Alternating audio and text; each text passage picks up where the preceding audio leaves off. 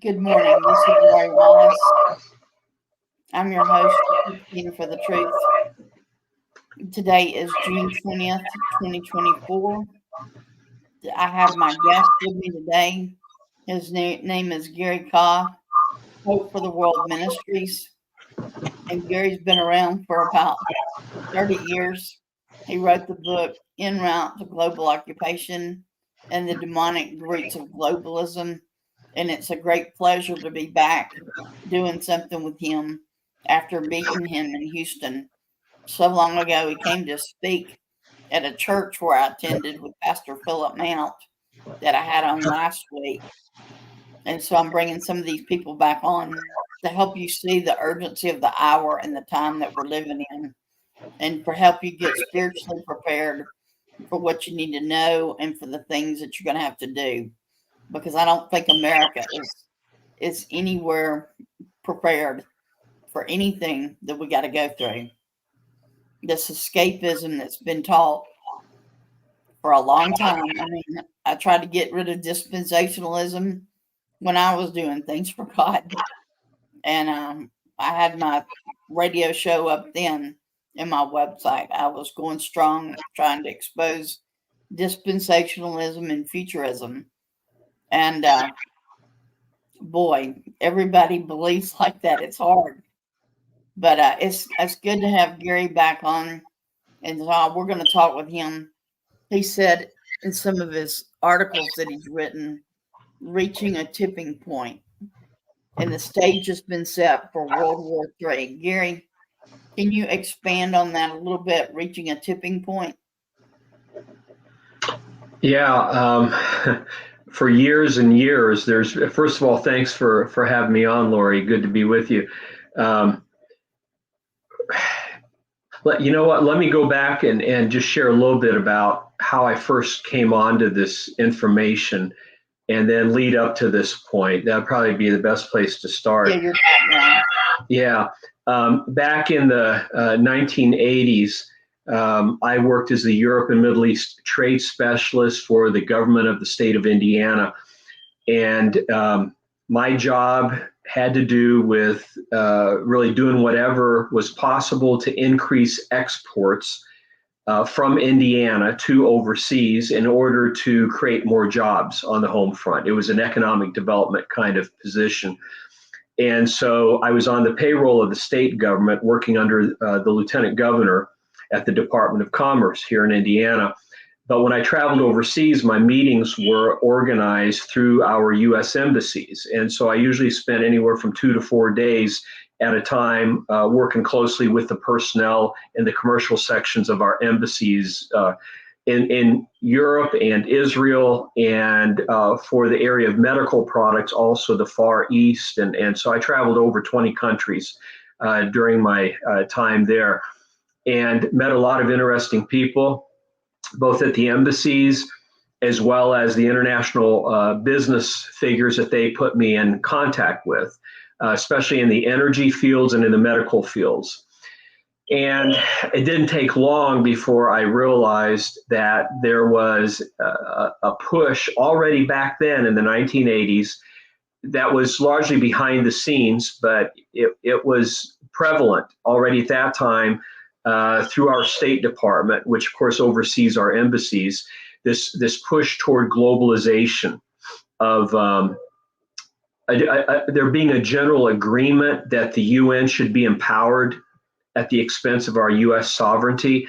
And that really caught me off guard. I was young at the time, maybe a little bit cocky, I just felt like I was on top of the world and had a career pursuit in mind and was going places. And all this stopped me in my tracks because I thought, if there's a world government, whether it's through an empowered UN or another organization, you have to step on the scenes. It seemed foolish to me to throw all of our eggs into one basket and have one government over the entire world, when really the current world order was put in motion by God. If you think about it, at the building of the Tower of Babel, God scattered the people because they were this close to all coming under a type of what would have been a dictatorship of the known world at that time under Nimrod.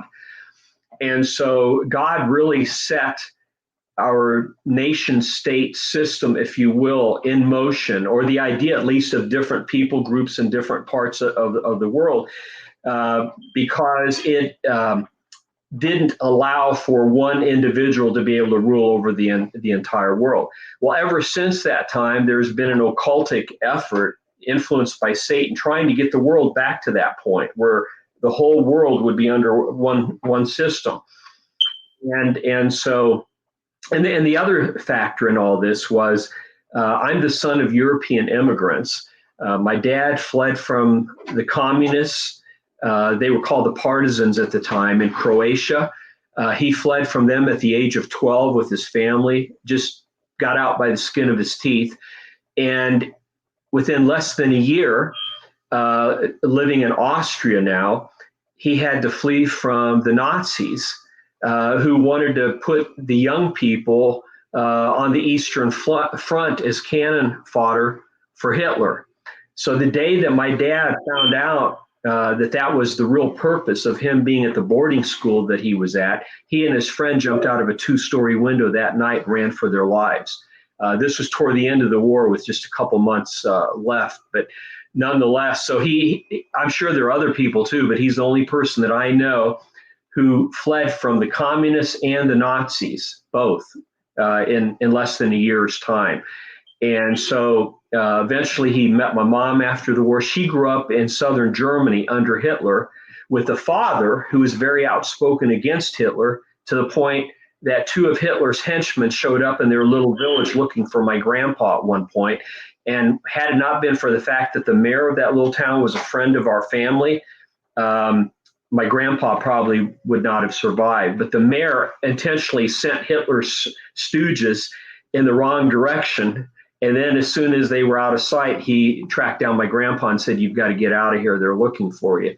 And so for a couple of weeks, he actually lived in a forest, just staying out of sight.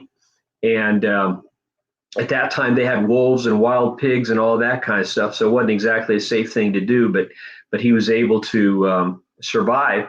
And so on both my mom's side and my dad's side, I come from people that went through World War II. They experienced Hitler and the communists and all that. And I grew up. That's really what they're trying to take America to again. Well, that's it. And I grew up hearing about their stories, so you can, I made a commitment at a young age that if anything were to ever happen in this country, like what happened over there in Europe during World War II, that I would take a stand for the Lord, for what was right. That happened when I was 11 years old. And I never thought that the Lord might take me up on that someday.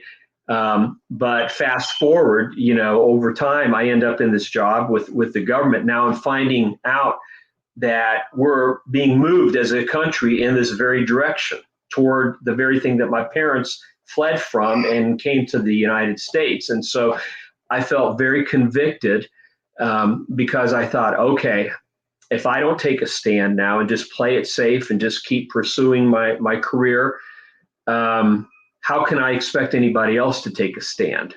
Because I found myself in the middle of all this, and was eventually invited to join 2 different organizations, one that was part of our government, the other one that operated outside of our government, but both of them trying to take us in this direction toward a globalist system, a one world government system. And in the one organization, which I did not write about in my book, but for 3 years, I was in the organization for 7 years after they recruited me. But the last 3 years, I had secret clearance. And so it was really what I learned during those 3 years that enabled me to put the pieces together and connect the dots to see how this one world-ism was being brought about in our country, who the key players were, how the economic, the political, and the religious aspects of this one world movement all tied together. And so by the grace of God, by allowing me to be first in my government job and then in these 2 other organizations, it just solidified everything, crystallized things in my mind, and allowed me to be able to put the pieces together. And so when I wrote my book, which ended up being called En Route to Global Occupation, which, by the way, was not my working title. It was The Coming World Crisis. But after I approached a publisher, they went with this other title, which is okay, En route to Global Occupation. And the purpose of that book was to connect the dots, to document beyond a reasonable doubt to the common person that there is a globalist movement underway, that it is intentional, that the purpose of this is to literally take down our national sovereignty and cease us from being an independent sovereign nation, and to merge the United States into a one world system that would be very socialist slash really almost communist in nature, but headed up by a bunch of high level, technocratic, powerful people that wield a lot of economic influence in the world. So, in other words, they would not be subjected to the same rules. They would rule over us, but dictate to us how we have to live on every front: health, economy, energy, politically speaking, and most importantly, from the religious point of view. Because to fit into this one world system, ultimately, there has to be a coming together of all the world's religions. Otherwise, they can't control this system. And so Christians would have to let go of the idea that Jesus is the only way, that he's the way, truth, and life, and no one comes to the Father except through him, as Jesus himself said in John 14:6. You pretty much have to throw that out the window and operate under a system that teaches that all religions are pathways to God. And so this current Pope is very much involved in this. Pope Francis is pushing this interfaith one world religion narrative. And he has been dubbed, by the way, by people who are in key positions within the one world movement as the spiritual leader of the globalist movement. So I'm not saying that. They're saying this about the Pope. They love this guy. And so they want to try to bring all this about while he's still alive, and also while certain other people. Kenneth Copeland, James Robertson. I'm sorry? Kenneth Copeland, James Robertson. I mean, there are people right now in key positions of influence in the Catholic Church, the Protestant Church, especially those tied in with the World Council of Churches. That's their main organization, which has gotten a lot of funding from the Rockefeller Foundations over the years. And if a church denomination is tied in with the World Council of Churches, it's generally just a matter of time till all their top brass endorses this movement. So there's been this growing coming together with the Vatican. It's all coalescing. And in a bigger picture, the Vatican is coming together with leading Islamic leaders and Buddhist leaders. And in fact, the Pope now has a compound in the United Arab Emirates in Abu Dhabi. There's Dubai and Abu Dhabi, both key cities in the United Arab Emirates. And there he, when I say he and Ahmed al-Taib, who is the top Islamic cleric from Egypt, together they have overseen the launching of a compound in Abu Dhabi that features an Islamic mosque, a Christian church, and a Jewish synagogue, all with similar architectural features, but different, all on one compound with a type of convention center building attached there, where from now on they're going to be having interfaith one world meetings. And so again, Pope Francis is very much involved in this. They just opened it in February of last year. We're in 2024, so it's February of 2023. It was being constructed over a 2 to 3 year period. It's finally done. A lot of people are unaware of it. In fact, I say 95% of Christians have no idea that compound even exists or what the purpose of it is. And then, recently in February of this year, there was a meeting of the World Government Summit in Dubai, in the United Arab Emirates. The Pope, I think it was last year or the year before, was the featured keynote speaker there. the actual name of this meeting is called the World Government Summit. That's how blatant this is now. And they're openly making decisions on how world government can be established and how the road can be paved for that. So again, there's a coming together of the political, the economic, and the religious aspects of this one world movement. And so we've been tracking this since I left my job with the government in 1985. It took me about 6 years, over 6 years, to pull my book together, to do all the research. I wanted to make sure I had all the I's dotted and T's crossed. My job tipped me off to all of this, but I wanted to get to the very bottom of it, and that took a lot more research and doing. And so I ended up with 800 pages of research and documentation, and condensed that down to 220 pages. And that became en route to Global Occupation, my book, which, by the way, people can get through our website, which is simply garycaw.org. And then once the book came out, I began doing talk shows and speaking engagements, and the Lord just opened up a lot of doors. And we got quite a bit of pushback, especially beginning in 1993 and beyond, and all kinds of things went on that I don't have to go into detail in today. But our lives were not easy. People ask me, how are you still alive if all this that you're talking about is true? And I can only say by the grace of God. I've had things done to me that have affected my health, but I'm getting ready to turn 65. It's slowed me down some, but it hasn't killed me. God has protected me and shielded me to this point. And so I'm just thankful to him.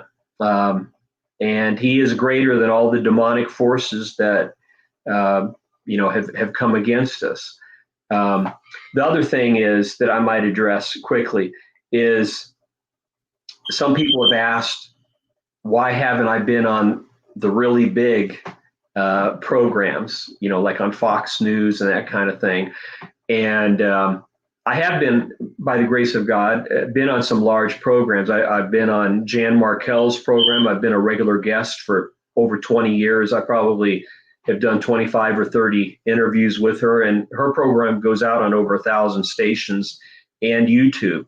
But even with Jan, every time I'm on, especially the last 2 or 3 times, she said, every time I interview you, our interview is shadow banned. It becomes so difficult to find the interview on YouTube because the powers that be make it so difficult to watch. But fortunately, in Jan's case, she was very smart. She still airs her program on a lot of radio stations, and it's much more difficult to control that. But as far as the big secular stations, there have been numerous people who have tried to get me on Fox over the years. And I believe why it hasn't happened is, and this is just my speculation, but the main people on Fox News are about 80% Catholic, at least the ones that I know of.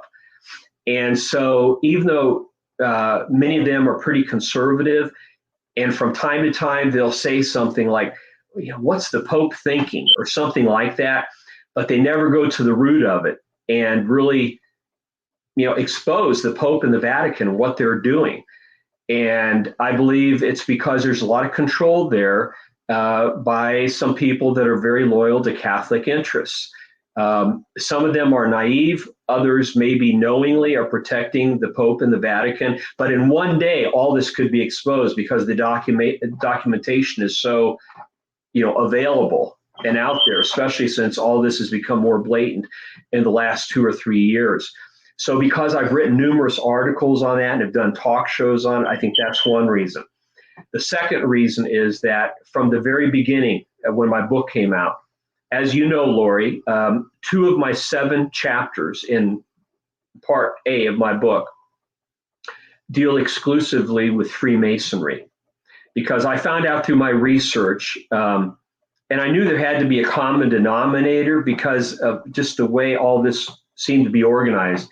But eventually I discovered that common denominator is largely associated with Freemasonry. Most of your leading New Age organizations and your occultic groups, The people that started them, and in many cases who still run them to this day, were either members of the Theosophical Society at a high level or high-level Freemasons. And they're one and the same thing, because your key figures within the Theosophical Society over the years have been Freemasons. So I tracked down some of the associations, and just to give you an example, okay, let me just give you one example. There's many I could give. Alice Bailey. She is referred to today by many people as the mother of the New Age movement. It was her writings, her occultic writings, that lay the groundwork for today's New Age movement. There was a point in time where you had to belong to a secret society just to be able to gain access to her books. But today, they've made a comeback. You can get them at any bookstore. You go to the occult metaphysical section, you get Alice Bailey's writings. Her writings were channeled through her by her spirit guide, who is named Jwal Khul. And she believed that he resided over the region of Tibet. Now, I know this sounds crazy, but this is who Alice Bailey was. She was a trance channeler, heavily involved in the occult. And according to her husband, Foster, who, by the way, was a Freemason, and Alice Bailey and he were both on the Masonic lecture circuit at that time. She was heavily involved in the women's Masonic movement called co-masonry, which a lot of people are unaware that even exists. But anyway, according to Foster Bailey, she would go into a room, put herself into a trance, an altered state of consciousness, and her spirit guide would begin dictating to her. And 2 or 3 days later, she'd come out of that room with a book and a manuscript that was totally finished, 300 or 400 pages long in some cases. And so the books that she wrote weren't even her own. They were literally dictated to her by a demonic spirit. And she began publishing those in the early 1900s. Then around 1922, she founded Lucifer Publishing Company to publish her writings, but smartly changed the name 2 years later to Lucis Trust. I say smartly because it was kind of foolish, in my view, to call the publishing company Lucifer Publishing Company. That kind of tells you everything about the source of these writings. So she changed the name to Lucis Trust. I document that thoroughly in my book, also in my second book, The New World Religion, which we actually have one of Alice Bailey's title pages from one of her first books. I think it was called The Consciousness of the Atom or something like that, where it shows the title page while it was still Lucifer Publishing Company from 135 Broadway, New York City. And then she influenced certain people who went on to found the Council on Foreign Relations and other political organizations that were involved in the forming of the United Nations.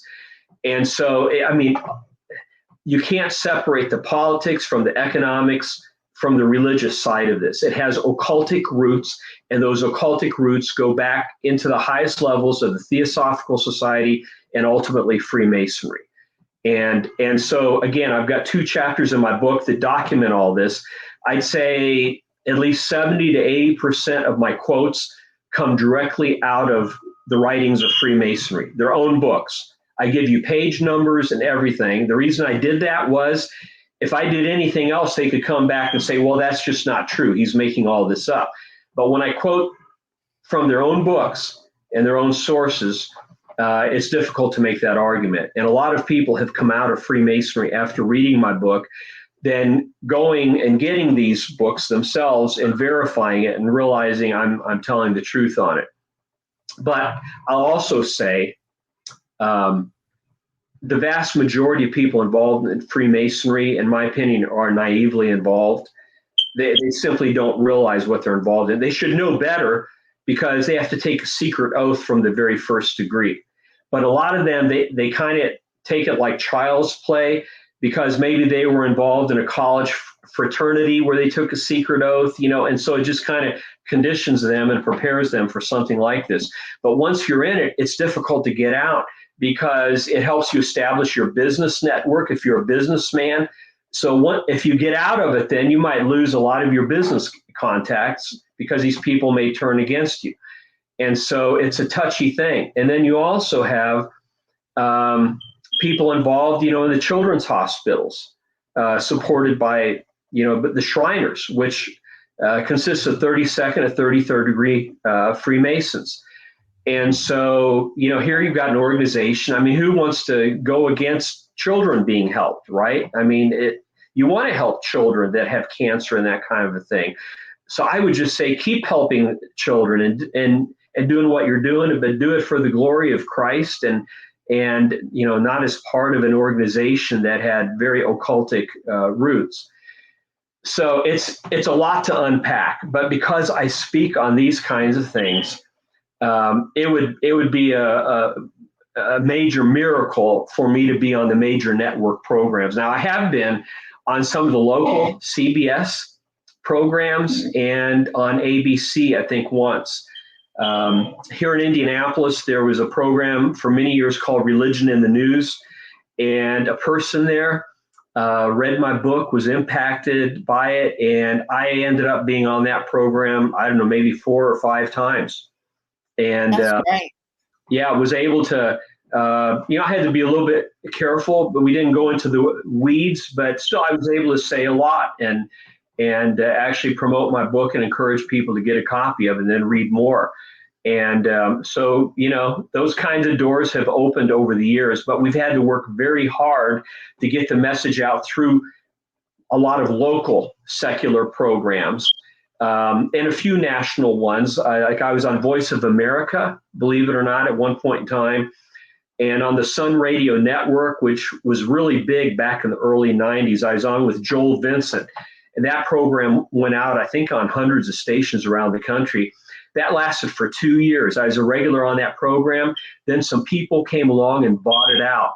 And Joel called me 3 or 4 days before what was going to be his last day on the air. He told me, he said, we're under new ownership and they've told me that my program is going to be discontinued. But he said, I want to have you on before I'm knocked off the air. And so we were all scheduled and set up to do the interview. And I think it was the day before I was scheduled to do my last interview with them. He said, guess what? I was just informed they decided to air a sampling of their new program, and they scheduled it over the program that he was to do with me. And so he found it hard to believe that wasn't intentional. So we never were able to even do our last program. And then that also happened, a radio station I was a regular guest on in Louisiana, same thing happened. Somebody bought out the radio station, canned the talk show host who was regularly having me on the program. And so that was all done as well. This was in the early 90s. There was a concerted effort going around and buying up radio conglomerates and groups and even local stations who were having people on who were discussing this and trying to warn the American people. So this was back in the era of George Bush Sr. and Bill Clinton. And a lot took place, moving us in the direction of one world under those presidents. One a Republican, one Democrat. It doesn't matter what you're called. They play both parties. But today, I will tell you this. I would say about 80% plus of those overtly involved in the one world movement are doing so through the Democratic Party, about 20% through the Republican Party. So you've got Republicans involved in this too, who are rhinos. But there are some good, decent people in the Republican Party who are sticking their necks out, doing what they can to take a stand. But it's such an uphill battle because they barely hold, really they don't hold a majority in the House, truth be told, because there are enough rhinos in there that it's hard to get anything done. And in the Senate, they definitely aren't able to do much of anything. And so the Biden administration right now, they can do pretty much what they want. And so the globalists are taking advantage of that. And they want to accomplish as much as they can while Biden is in. And I think things are going to get more and more dangerous between now and the election, because if the powers that be think that Trump might just be able to pull out a victory, then who knows what they're liable to do between now and the election. But even if there is an election, and if Trump were to win, which right now, honestly, I think is doubtful, but it's a possibility. If he were to win, they still have 2 months after the election before the reins are totally turned over. And who knows what they could pull off during that time. So the tension is just going to escalate between now and that time. But in my view, if Trump is going to win, he would have to, first of all, win in a majority of the swing states. There's about 7 swing states. He'd have to win at least 4 or 5 of them. And I believe he has to have a lead of at least 4 to 5% going into the vote, because there's enough that can be done. And the Democratic Party has specialized in getting votes that if they're not directly illegal, it's manipulating the system. For example, going house to house with printed ballots and getting people that are out of their minds, don't even know what they're doing anymore, to sign on a dotted line and casting their vote. And in the past, you couldn't do that. People had to physically show up, or at least had to send in requesting for an absentee ballot. And so all kinds of tactics have been perfected now by the Democratic Party. And so unless you have a big lead as a Republican going into the vote, you're going to lose. You're going to lose. And so, plus Trump himself is far from perfect. And he's got a big ego. He's, I think, capable of doing things that we as Christians would not necessarily support. However, policy-wise, I would say 90% of the time, he has done things that have promoted us more as a free nation than what the Biden administration would do. And so I do believe he loves our country and would do what he could to defend our national sovereignty. Some people might disagree with that, but I would much rather go with a Trump, a Donald Trump, his policies. You don't have to like a person's personality. You have to look at what they would actually support once they're in place. But whether it's Trump or whether it's Biden, I believe globalists will play whatever card they've been dealt, and they'll just keep going forward. If Trump, by some chance, is elected and is able to take power and become president again, I can almost guarantee you that our cities are going to burn. I mean, you've got George Soros and his foundations and the Rockefeller Brothers Fund and all these groups that have tons of money. And in fact, a lot of the protests against Israel that have been going on since October, over 1,500 of them now, the number 1 and 2 top funding sources have been the Soros Open Society Foundations and the Rockefeller Brothers Funds. But there are a lot of other organizations as well funding it. It's just those two have kind of been the driving force behind it. Well, when you look at a little bit to reaching a tipping point and on the brink of World War III. Right now, you've got 4 Russian ships, actually 3 ships and 1 nuclear submarine that had spent a week in Cuba, and they just sailed back out to the ocean. Who knows exactly where they're at right now, but they did exercises in Cuba. They wanted the U.S. to know that they're there. They're sending a signal, back off of Ukraine or else. And let's go back to how this war started. That's probably the best thing to do at this point.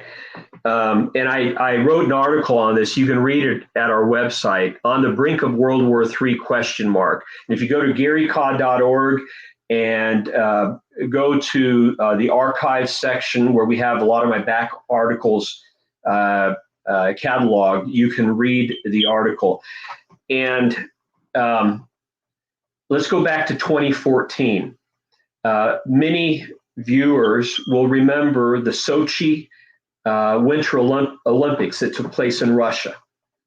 Putin had poured over $1 billion into making those Olympics a really special winter wonderland. And he was wanting to show off Russia to the rest of the world, you know, being a patriotic Russian leader. And so what happens in the middle of those Olympics? The Ukrainian government is overthrown through a massive coup, which was in part organized by intelligence sources from the West, from the US and Britain primarily. So if you were wanting to really get Putin riled up, all you have to do is overthrow the government of his closest ally and do it in the middle of the Winter Olympics when you're wanting to have your moment of glory. And I remember I was watching the Olympics when, you know, down at the bottom of the screen, the like ticker that goes across the bottom of the screen, it came in a news alert saying that a coup attempt had just taken place and that it was successful and the government of Ukraine had been overthrown and replaced by a pro-NATO, pro-West government in the middle of Russia's Olympics. And I looked over at my wife and I said, they've poked the bear one time too many. There's no way Putin's going to take this lying down. And I felt this would be the beginning, as we look back, this would be the beginning of World War III. Think about this. What US and British intelligence did in helping to mastermind this and making this happen would be similar to Russia coming over to Canada, overthrowing the Canadian government and saying, we are now in charge and Canada is now an ally of Russia. How would that go over with the US? The shoe is on the other foot. That's how Russia views what happened there. Ever since World War II and how close Hitler came to taking Russia. In fact, had Hitler not invaded when he did late in the fall and had it not gone into the winter months, the Nazis probably would have taken Russia. But because things got dragged out into a cold winter, Russia was able to hold them off. But ever since that time, Russia's doctrine, military doctrine, their strategy was to maintain a perimeter all around Russia of nations who are friendly toward them, so that if an attempt is ever made to try to take down Russia, they have a buffer zone. And so from their point of view, this buffer zone had been eroded one nation at a time. But they took it on the chin as long as there weren't overt measures taken against them. But Ukraine was the most populated of all the Russian allies. And it's a Slavic country, the same people group as the Russian people. They're distant cousins. And so Russia, I think, figured as long as we have Ukraine, we have access to the Black Sea, which to them is like our Gulf of Mexico. It's their underbelly. And whoever controls the Black Sea has a strategic advantage against Russia if it falls into other hands. And so there's no way Russia will ever give up the Black Sea. Forget it. There's no way. And so when our organizations, hello, are you still there, Laurie? Or did I lose you? I think we just got bumped off.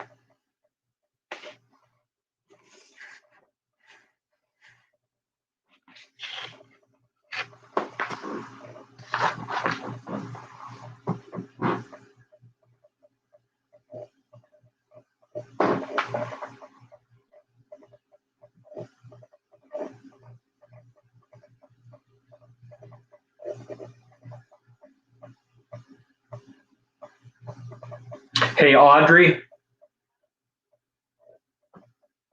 can you come here a second?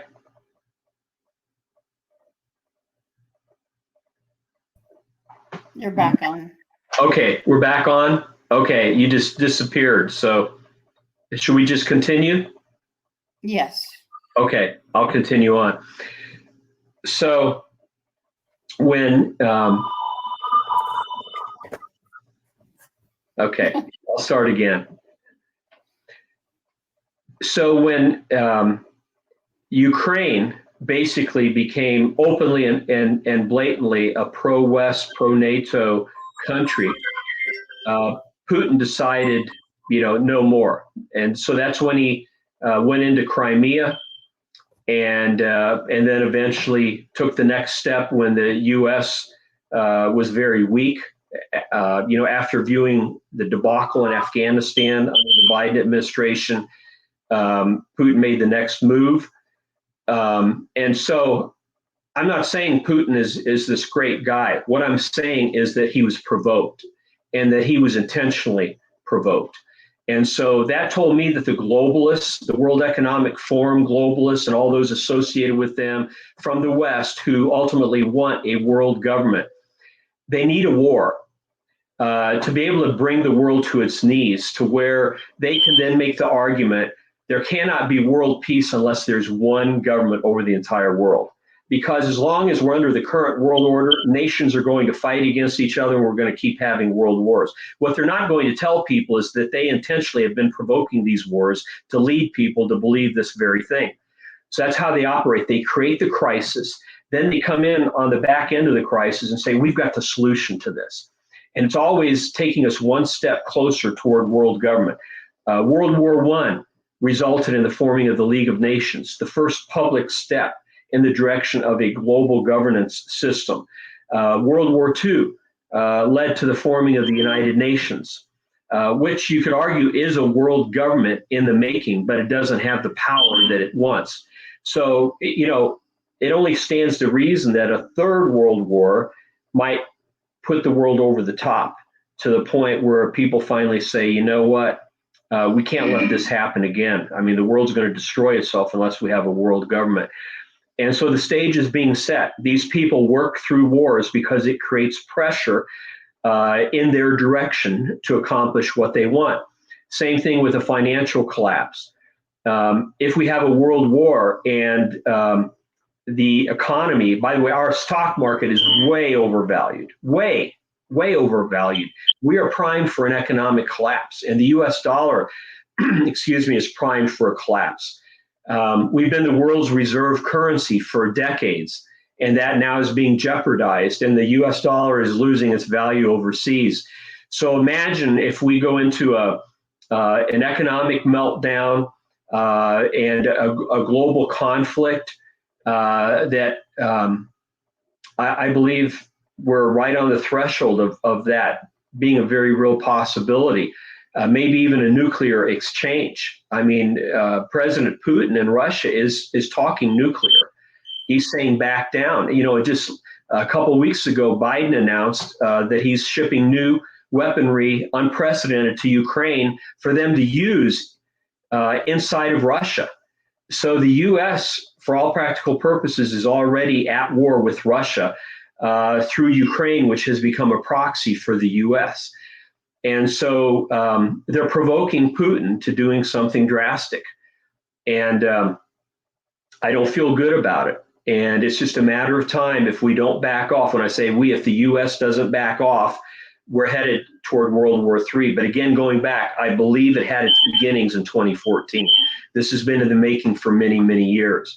So all these ingredients are coming together now, and it's becoming a perfect storm.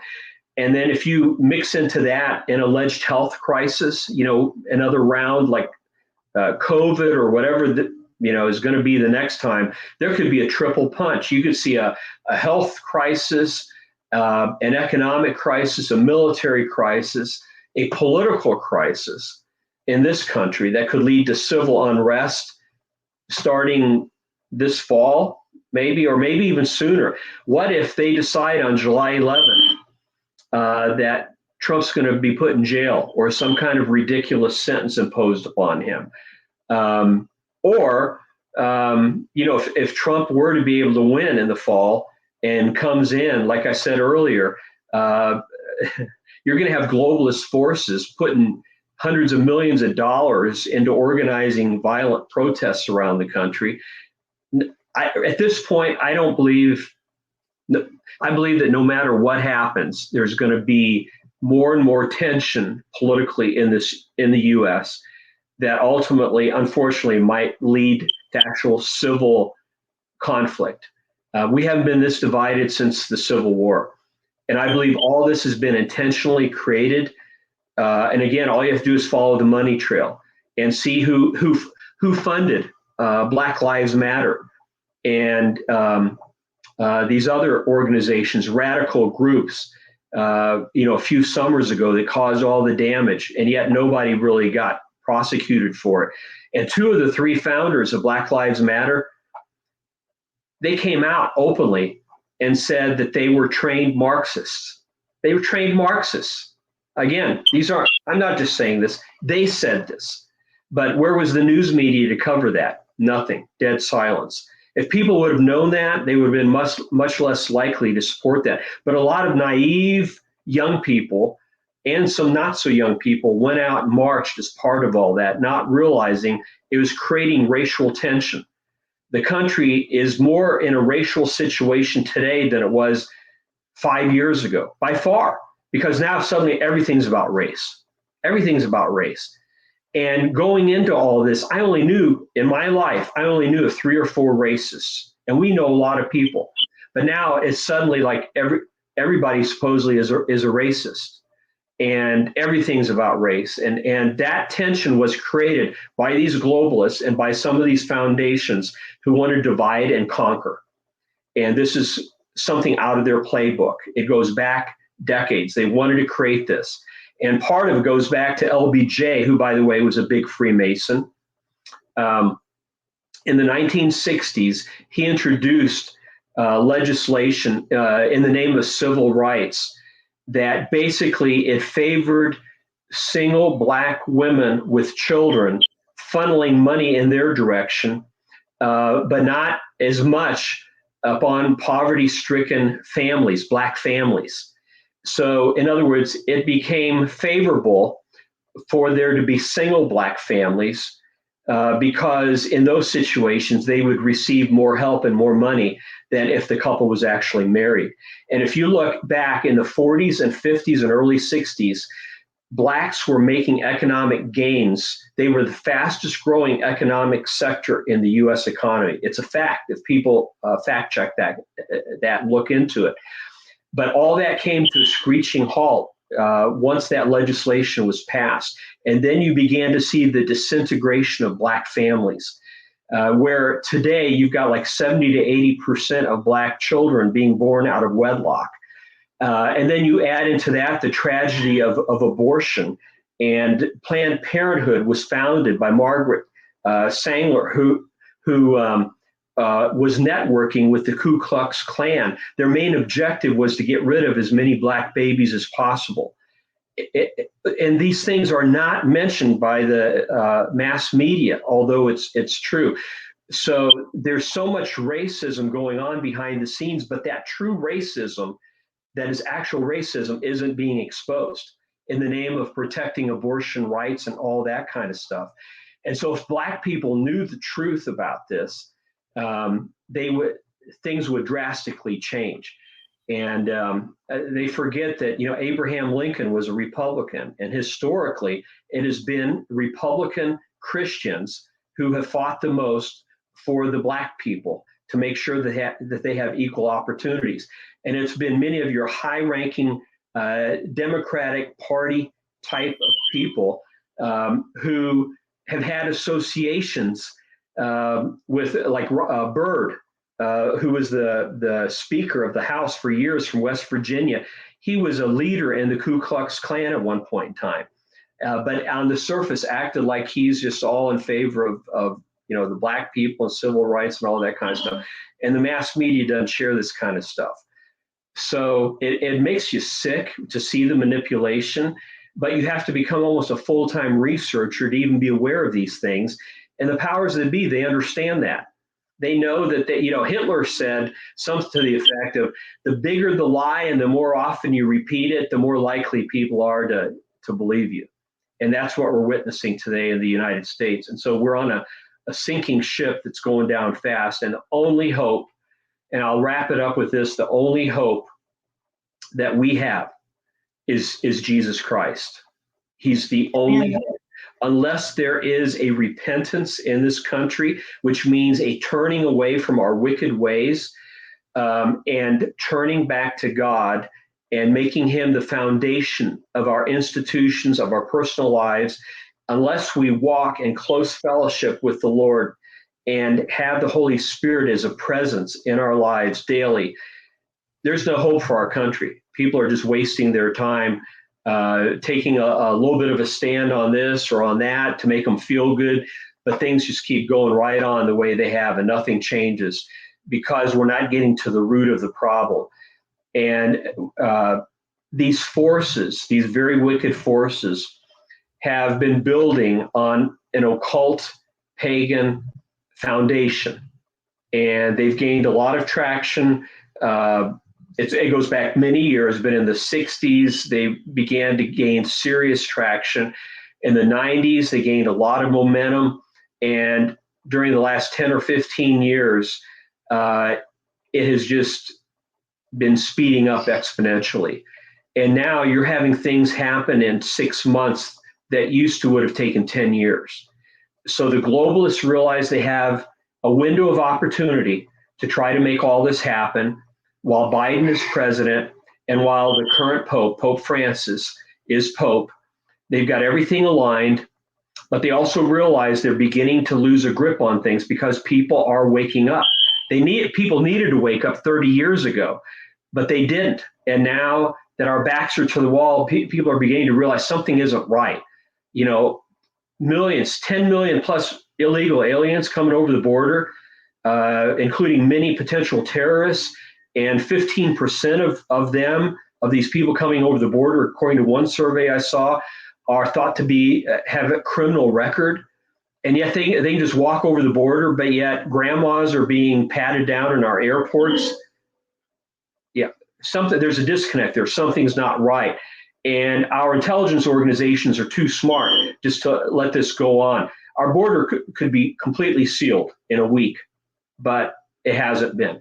And so what's this all about? People are thinking along those lines, and they see the inflation we've experienced, the energy prices, when we could be drilling for oil in our country. Our oil prices could be at $2.50 easily, but instead they're close to $4.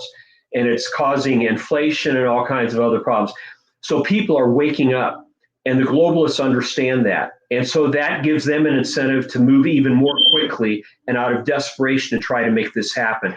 So we're coming to this tipping point. And that's why I called my article, Reaching a Tipping Point. And I hope people take the time to go to our website and read that article. We just posted it a few days ago. And it puts everything in perspective. But without the hope of Christ, really things are pretty hopeless.